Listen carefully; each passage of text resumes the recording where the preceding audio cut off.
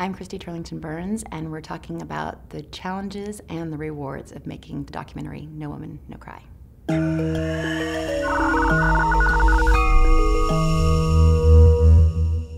Well, making No Woman, No Cry took about 2 years. We started filming in 2008 and finished in 2010. So it was a long haul. I had small children at home, so that was slightly challenging.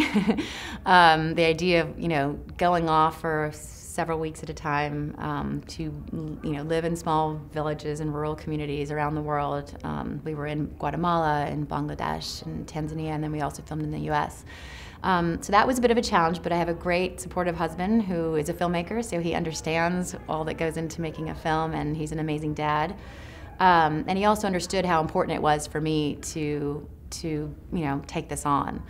I'd say one of the biggest challenges was that we really profile four women and their healthcare providers in the film, but we met countless women and followed them through their whole process, and to make the decision at the end of the day of whose story do you stick with, whose story ultimately makes the film.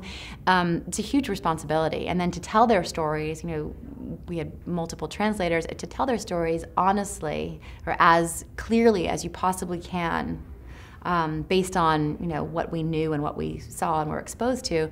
This is a huge responsibility to carry someone else's story. So I guess there were there definitely were very many sleepless nights where I had such pressure of, was I doing them justice? They had shared such intimate moments with me, and I took that very seriously.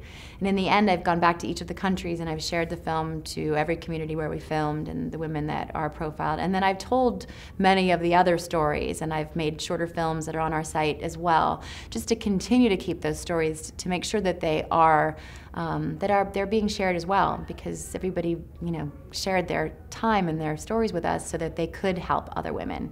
And I think it's such an important thing to be able to do for each other. So yeah, I honor them.